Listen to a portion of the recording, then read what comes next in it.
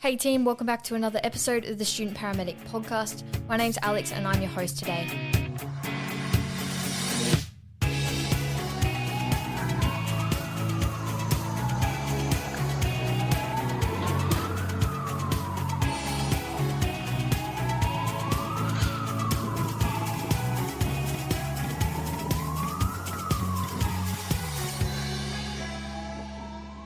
Hey team, welcome back to another episode of the Student Paramedic podcast.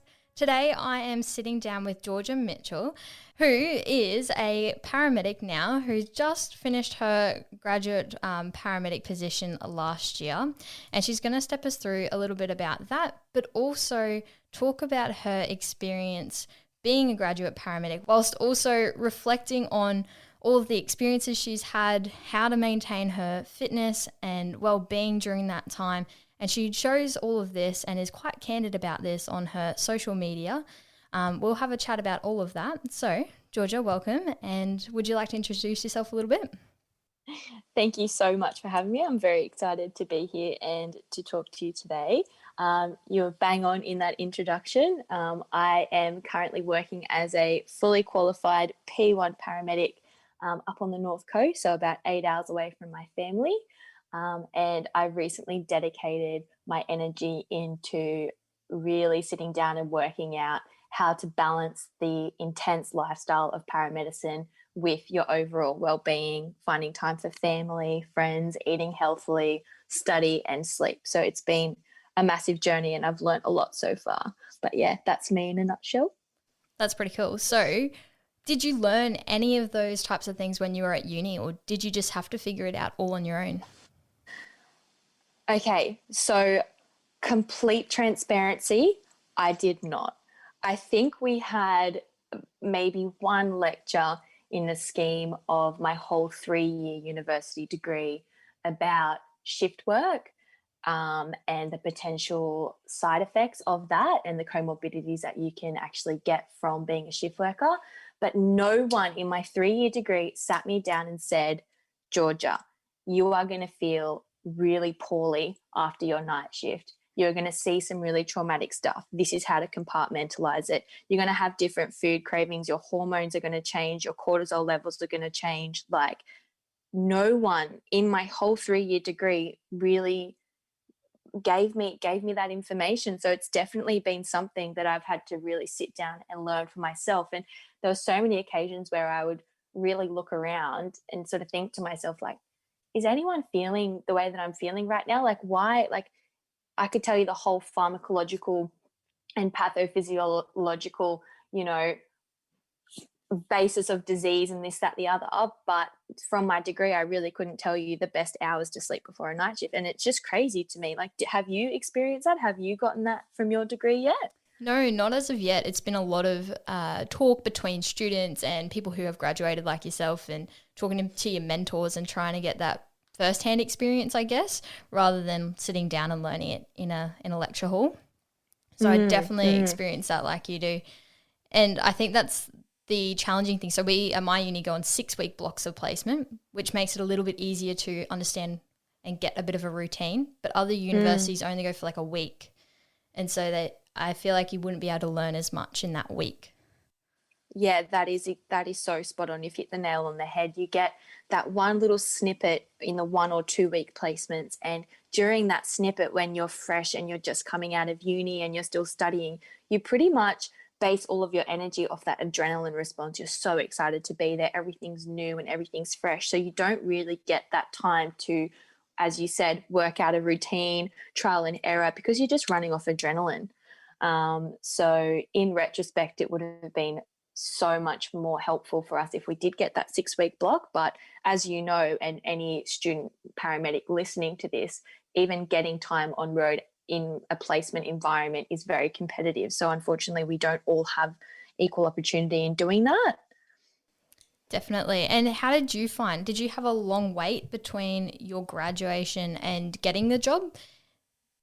Yeah, I did. So I actually found out that I had progressed on the E-list on the night of my graduation ceremony. That's awesome. So that would have been, so it would have been about 6 to 8 months after I had actually finished all of the different parts of my degree and then went on holidays. I had a break.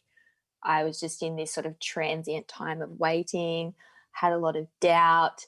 And 8 months is a pretty long time to be sitting at home, not knowing whether to take a step forward, not traveling. You kind of feel like you're in this time warp and you're really stuck. So, in the big scheme of things, I think if you take a step back and look at it from a third party perspective, people will say, oh, 8 months, that's not that long. Like, people wait up to 2 or 3 years. But you have to remember in that 8 months, you are literally sitting at home and stressing. And it can feel like a lifetime. So I just want to validate that for anyone that is currently sitting at home on an e-list. If anyone turns around and tells you like, oh, you'll get there eventually, or maybe you should just apply for London, or maybe you should do this. It's like, no, like you've worked really hard throughout your degree. You have dedicated yourself. You've showed up to every placement. You have obviously gotten the marks to get on the e-list. Like you are validated and allowed to feel upset that no one has contacted you.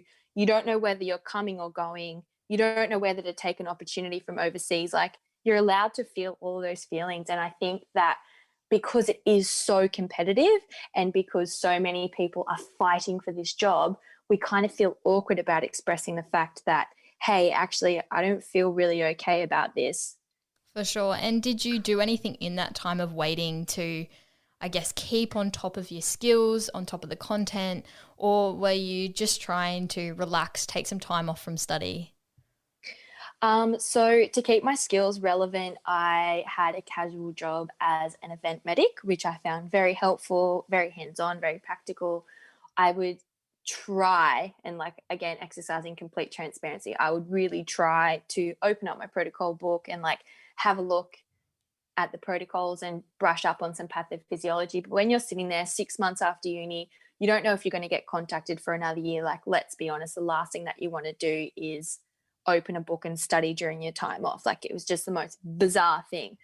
But I will say, once you do progress forward on the e-list, your medical, your psychological test, and then your induction, it all comes at once. And man, they expect you to be switched on as soon as you get there, and it all happens so fast. So if I could go back and sit myself down and say, this is the best way to do it, I would say, prioritize your sleep, girlfriend. Like, you catch up on that sleep. Prioritize your family. Like, go and just sit with your family and not be under that stress of like, I have 18 assignments. I am a horrible person to be around right now.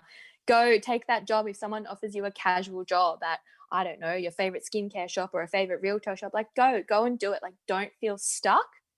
And whilst you're doing all of that and enjoying your life, lightly study, because it will catch up to you when you do get through and you're like, oh my God, what's the dose of adrenaline? I don't know. Like, so yeah, there has to be a balance. That's for sure. And we spoke to Brit Shaw in our first episode and she mentioned exactly that, sleep during that time of waiting.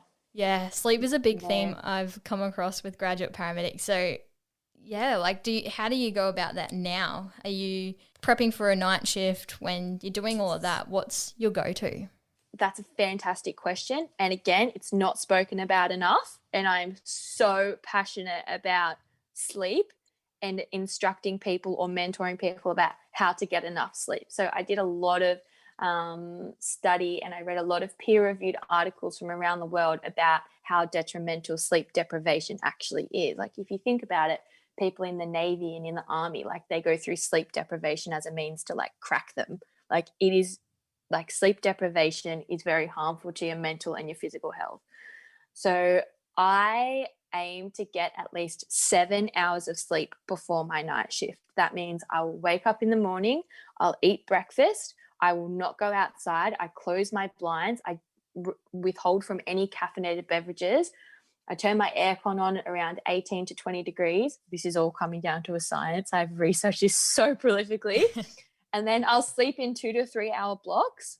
And then I'll wake up at about 4 p.m., go for a really long walk, call my family, touch in, hydrate myself, come home, eat a really big dinner that'll satiate me throughout the night. And then I will sort of drink small amounts of caffeine throughout my night shift, but I'll stop at midnight, because you shouldn't drink caffeine after midnight, so that you can actually get that proper deep sleep when you come home. But yeah, they recommend that you should get at least 7 to 8 hours sleep in any 24-hour period. So like you really need to prioritize that. Yeah. That's really interesting. So how long after starting the job did you start researching and doing all of that? I would say probably 6 months into my probation, because I was watching all of my mentors and I was really sort of watching how much I was changing and how much my brain was changing. I remember I had one mentor that wouldn't eat on a night shift, but every single time we went to hospital or to station, he would have a cup of instant coffee, no water. And that was his survival mechanism. And that's how he got through his night shift. And I was like, okay, I appreciate what you're doing, but oh my God, if I drank that much instant coffee, I would be so sick. So I remember I was on a night shift, very, very cold, and I was just like, I need to get to the bottom of this. I need to work out, like, I need to know the science behind this because I feel really crook right now and I don't feel good. So yeah, it would have been probably halfway through my probation.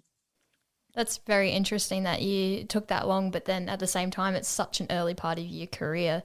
And it's great now that you've set that up. Have you found that to be beneficial, doing all of that study and then implementing what you've implemented for sleep? Yeah, most definitely. I think that if in retrospect, I would have loved to have had the hard facts at the beginning, but that's okay. I've got it now. I've definitely noticed a positive impact on my alertness and my cognitive ability on night shift when I really do prioritize my sleep, both on the day preceding night shift and also the days after on my time off. But again, you could get as much sleep as you could the day before, but there is something inherently extremely challenging for being awake for that amount of time on a night shift. I don't think humans are supposed to physiologically be awake. So you can do all of the right things, but if you're still coming off night shift and you feel a bit down or you feel blue and you feel irritable, that's also very normal. So yeah, I'm making the best out of a bad situation. Most graduates won't feel like they know anything when they first go out on road. And like you said, it took you time to realize these things and then go research these things on your own.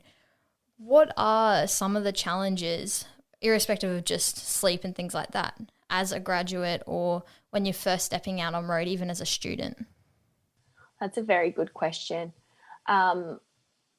I genuinely believe that the challenges that we face on road coming out as a university graduate or even as a student are so multifaceted. And I think it changes depending on what institution that you work for. So I can only speak for my state, but I know coming out as a student, you're dealing with the stigma of being a university student. And as unfortunate as that is, it's just a part of the culture and it is the way it is. So some of the challenges include getting all of that knowledge that we've learned from all of these amazing resources that we got at uni and actually putting it into a practical scenario. I think another one of the challenges is like being pulled away from your family as well, because we don't have much choice in where we live. Yeah, so it is very multifaceted and everyone deals with the challenges very differently.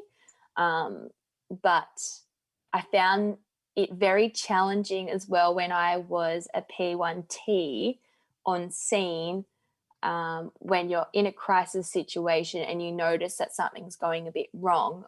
Personally, I found it quite hard to speak up and try and correct my seniors that were far more experienced than myself. And I think that institutionalized culture of having different steps and different levels of authority can be quite detrimental in a life-threatening situation where you don't feel like valid enough to sort of bring your point forward. Like maybe we should tilt their head like this, or maybe we should do this. So if I could go back, or if I could, speak to the paramedic students that are going to graduate next year like yourself, I would say if you get that feeling on scene where you're like, this isn't right, or I've studied this at uni and I know that we should be doing it a different way, don't worry about what anyone thinks about you. Don't worry about how much of a fuss that you're going to cause on scene. Like go ahead and stick to your guns and voice that in a way that's of course kind and courteous and you're open to getting feedback, but really trust your own instincts. Yeah. That's for sure. And I guess too, you're right. We go through the university degree and it is that lack of hands-on experience that a lot of our mentors have had. And I think too that we did have a chat to the Free Radicals Paramedic podcast, and they had a chat to us, and Nick mentioned that the students that he finds, some of the best students on road, the ones who are willing to ask questions, break down everything, and sort of challenge different ways, because sometimes students have learnt sometimes the best or the most the most current practice for something. And he said that that's quite a refreshing thing when you come into placement and have those students that do that. So I think you're right, like definitely doing it in a way that's respectful and courteous is really something that would be difficult, and it would take a lot of courage, and it would be challenging. So now, knowing what you know, what advice would you give to yourself on your first day as a graduate paramedic? If I could go back and sit myself down as a grad on my first day of my grad year when I'd moved, I would literally say to myself that this period in your life, the first 12 months, is transient. You will move stations. So you need to gather as much information as you can from your mentors and take away the negative things that they do and tell yourself, okay, that was a negative thing. Doesn't need to upset me. That just means that when I'm a qualified P1, I will not do that. So I think there's a lesson in every challenge that you face on road, and you can always take something away from it, whether that be positive or negative. You can still take it on board.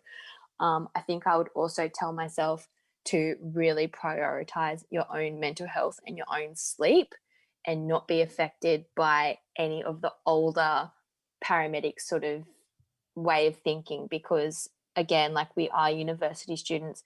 Yes, I could tell you like the whole pathophysiology of asthma and COPD. Can I reverse park an ambulance? Probably not as well as this person can. So like, knowing that you can offer things, but also you have a lot of room to learn as well. So for sure. Yeah. And that obviously takes a lot of reflection. Because I notice on your social media, you do reflect quite a lot, which is really quite lovely to read, and like quite refreshing as a student to read that. How much reflective practice do you take? Yeah, so I think that is a personality trait within myself that I've always had. And I know that I think a little bit deeper and sort of like meditate on things that often people wouldn't, sometimes to my own detriment, 100%. But I think it's very cathartic and therapeutic after a really big week at work to actually sit down and write at least once after a block, like journal at least once after a block. Because something else I've really thought about is like, in a normal human span of a lifetime, a family might go through one traumatic incident, and that's it for their lifetime, like their 80 years of life. We are seeing up to 8 or 9 of those traumatic incidences a day. Like, how can the brain actually compartmentalize that? Like, it is so crazy what we do and like how we adapt to it. So in terms of reflective practice, I try to do it at least once after a block, and highly recommend that we all try to, like, even as students in your grad year and like as a qualified paramedic, because the brain doesn't have time to actually process what you've just seen after the 12 hours. It's crazy. For sure. And so what are some of your, I guess, self-help or self-care sort of activities that you take to prevent poor mental well-being? Walking. So I try to walk as often as I can. So when I'm on call, that's not a possibility because I work 7 to 7 and take the ambulance home, and you have to be within a 7-minute response time. So just that ability to go out, listen to really good music, and be able to walk and just compartmentalize and think about everything that I've just seen, I find very, very helpful. Other self-help tools is knowing my own red flags. Like, I think that is so important. When I'm tired and when I'm under fatigue, I get very down and I get very upset, and I know that that's one of my own triggers, like being under a lot of fatigue. Also having really strong people that you can connect with, whether that be friends from your university or a psychologist that you trust or a counselor that you trust. And yeah, as I said, like knowing when to put your hand up, because again, as you said, you're willing to sort of go anywhere. You're willing to put your resume out to anywhere. You feel so lucky to have this job. Finally I've made it. Like, I'm here. We've done it. And then it's like, when you're feeling these feelings of like distress and you're like, oh, that's made me upset, you feel almost awkward to speak up about it. But I think it's so important to know when to get help and never feel awkward about that. You could be in the job for one day and go to the most traumatic job of your life, but you need to be able to, as you said, practice self-help and be like, okay, that wasn't sitting right with me. For sure. That's a really good piece of advice in the sense of getting help, because everyone we've talked to, it doesn't matter how long you've been in the job for, quite a lot of the older paramedics that, are quite high up in their roles do have a psychologist that they go and talk to, not necessarily because they think that they have a problem, but it's more about preventing and making sure they get on top of things early and just being able to reflect, because sometimes, reflecting in journals are great, but sometimes you need to be able to externalize that and talk to someone else. Yes, most definitely. And exactly what you said, using it in a prophylactic sense, like knowing, like at some point, and as I said before, like we see more than people see in a lifetime in a day. Like, so, at some point it's going to have a detrimental effect, whether it be in a year or 10 years. So that is a fantastic piece of advice. Whoever told you that they have that psychologist, that's a very profound piece of advice to pass on. Because the brain does react in quite peculiar ways when it's put under that much trauma. Definitely. For sure. And as a student, did you get taught that, or again, was it just, I need to figure this out on my own? Again, it was, I need to figure this out on my own. I think it's almost sort of a bit taboo to speak about. I'm not sure, like, because when you sign up to the degree, I don't know if you had the same treatment, but when we signed up our first ever class, we got sat down and our coordinator stood in front of us and said, only 1 in 10 of you are going to get a job in this room. Oh. Only 1 in 10 of you are going to have enough mental resilience and, like the brain for it, this, that, the other. Those are just the statistics. If you can't cope with it, this degree is not for you and leave now. That's and really we were interesting. like, oh. Because that kind of takes away the fact that the brain can change and that you can build resilience and you can do all of these things as a student. So that's really interesting. 100%. And also, it's one of those things where you truly don't know how you're going to respond until you're actually put in this situation, because there's no way that we can really condition ourselves during uni to witness some of the things that you're going to eventually see on road. Like, you might not see a hanging or a suicide attempt during your 6-week placement. You might get on road and have 3 in your first day. Like, it's just so unpredictable. So as you said, like, you build resilience, you build ways to cope with it, to compartmentalize it. And it is sort of something that I definitely had to learn on the go and on the job. Yeah. That makes a lot of sense. It's unfortunate that we don't learn about that, but I guess there's room now, I guess, to make that change and hopefully do something as students, and make that more talked about, less taboo. So that would be really handy. So, like, where are you hoping that, being candid about all of your experiences as a qualified, where are you hoping that this takes you? Like, are you trying to reach students, the masses? What are you trying to do? I am trying to be the person for myself that I didn't have at uni. And if that helps one person, or if that, transcends into helping the masses, then so be it. But I just know that there's so much to this job that isn't being spoken about that I really wish I knew before I started.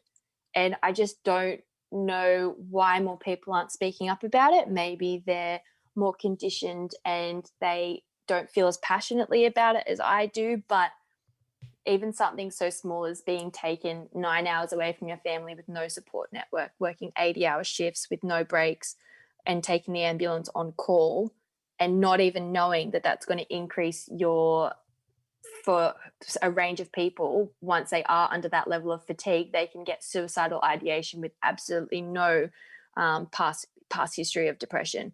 Like, that to me is just shocking.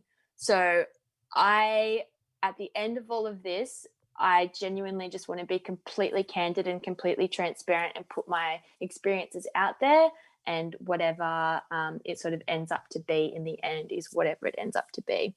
That makes a lot of sense. And that's really actually quite refreshing as well, because we don't have those types of mentors out there that are as willing as you are to be candid about your experience. And are you working rural at the moment? Yes, I am. I've done both my P1T year in a rural station, and now I've also been sent to my permanent in a rural station. Would you apply for rural, or would you prefer metro? Oh, definitely go rural. Just, I Really? think, yeah, I've heard that, there's a great opportunity to learn things that you wouldn't have, or, sorry, be more resourceful than what you would have to be if you're in a metro area. People are relying on you to do things. I feel like it'd be a great learning experience. It'd be very challenging and very scary at first, but I think, yeah, definitely worth, being challenged and all of that, because I feel like it'd give you amazing experience that would just only benefit you for the future. Yeah, bang on. That's so spot on. Yeah, you have to be a lot more resourceful, and you have to really remember that there is no backup coming. If you want to get this patient to a T1 hospital, you're going to have to call the chopper. Yeah. Yeah, it's full on. I think you'd smash that. Yeah, that's really exciting, actually. Ooh. Did you have choice in going rural, or did you just get put out rural? I had no choice. Well, sorry, I had a list of 9 stations, and I had to number them, but all of my stations were pretty much rural. So, yeah, I had no choice. Yeah, and that was for both of them as well. I could have been sent to Brewarrina, which is about 10 hours west, on the border of Queensland and New South Wales. That was one of my options.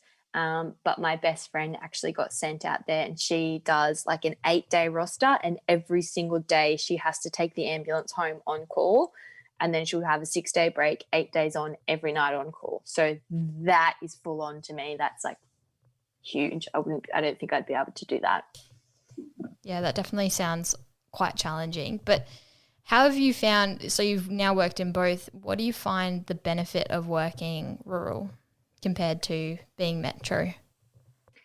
I find the range of jobs that we get, as you said, you have to sort of exercise more skills than you would in a metro environment.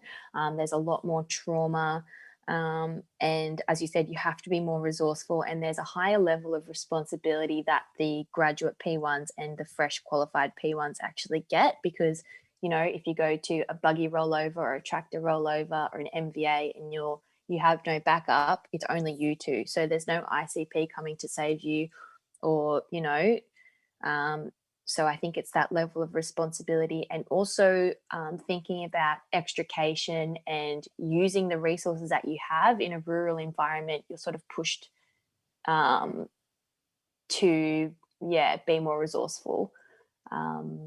And also, like, there is a monetary component to it, but I'm not really driven by that, like with the on-call shift. So you'll work and then you'll take the ambulance home and get called out throughout the night. They don't offer that in metro, but it might be beneficial for someone with a young family or someone that wants more remuneration. I'm not sure, but for me, it's not really a plus. But yeah.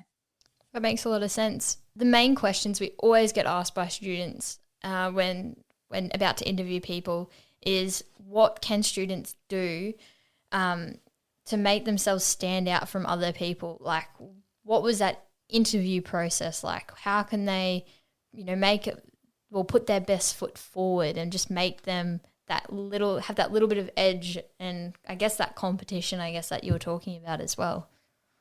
Yeah, so if we're going to sort of feed into that competitiveness, and I'll be completely transparent, this is what I did. Like, I really wanted a job, so I just went gung-ho about it. Get every sort of qualification that you can before uni. So I got like my mental health first aid. Like, I made sure that I was up to date with all of my qualifications. I did extra stuff on the side, like neonatal units, pediatric units, this, that, the other.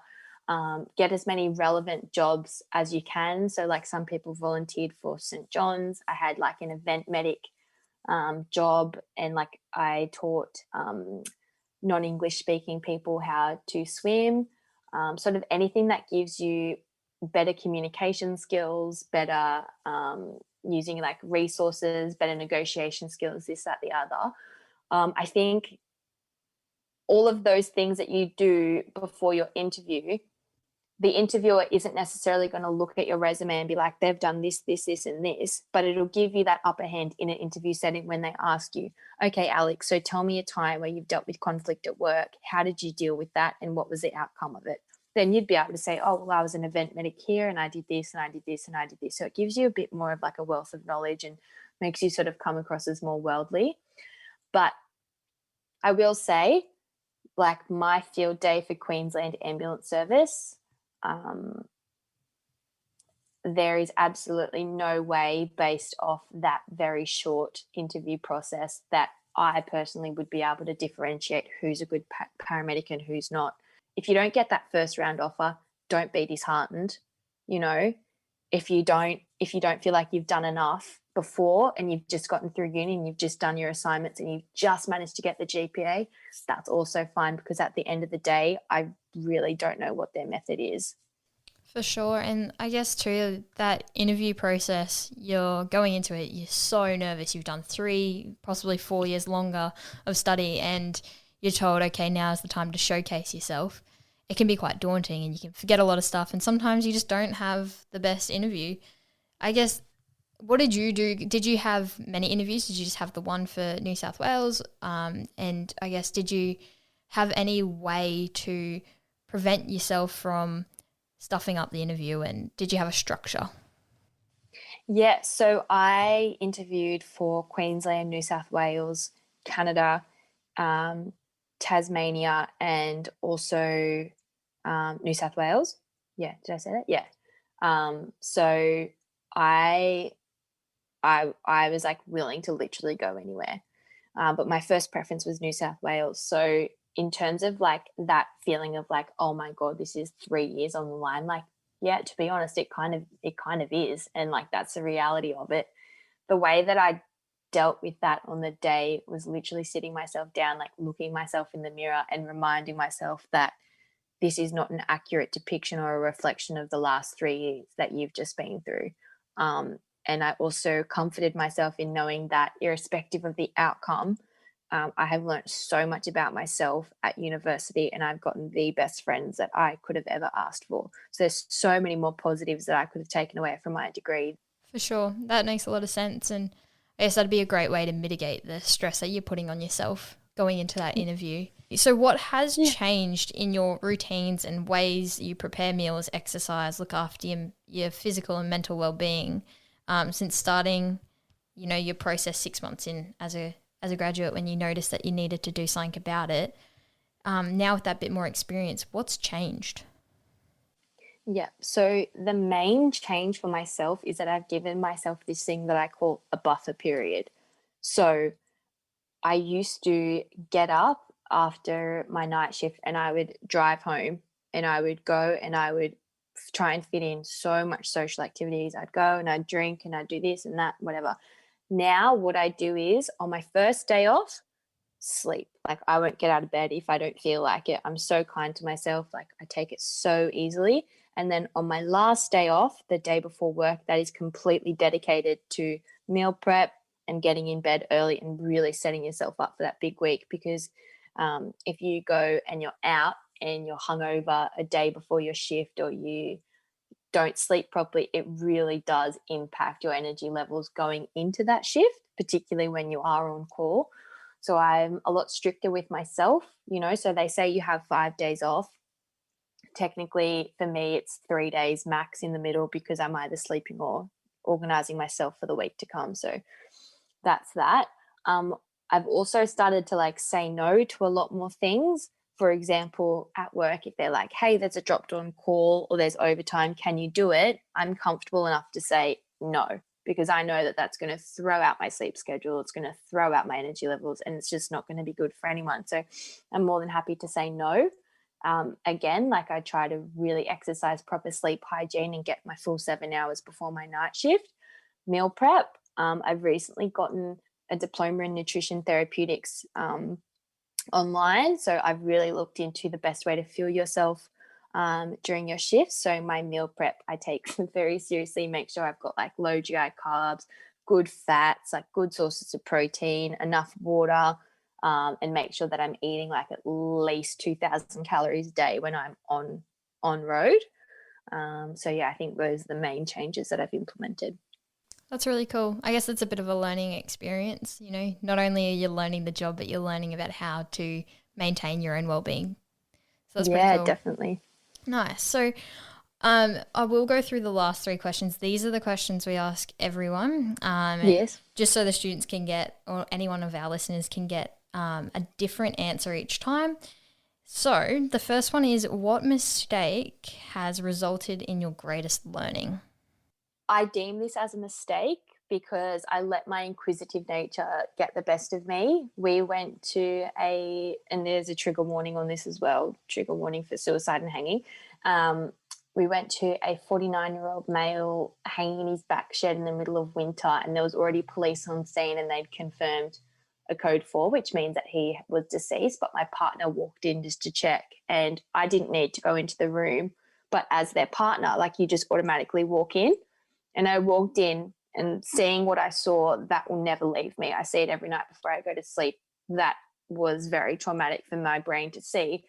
So that was a really big mistake. And my greatest learning is that now moving forward, if there's a traumatic scene and I don't 100% need to see it, I'm not going to expose myself to it. Protecting your mate. So like if I'm the treating paramedic and someone's obviously deceased, I'll say to my partner, mate, it's an obvious code 4. You don't need to come in. So yeah, that's that. Wow, that's intense, but that's really true. Hey, and I guess students even, they feel need to want to learn and be inquisitive, like you said, and don't realize sometimes that can haunt you a little bit as well. Oh, 100%, 100%. They want to see as much as they can, but it's like really think about what you're asking to see and really think about the potential implications of that because it's traumatic. I know some friends of mine at uni, they had some pretty traumatic cases, but their mentors just said to them before they even got out of the ambulance, don't come and see this. You don't need to see this. So that's fantastic. And they didn't have to see that trauma. The other one is, what piece of advice would you give to a student? Always listen to your intuition. Yeah, always listen to your own intuition. Don't doubt yourself. You know what you're doing. You've learned. You've spent 3 years doing it. If your gut feels like something is wrong or you want to speak up, 100% do it.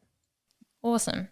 And the last one is, what did you used to believe to be true that you no longer believe to be true?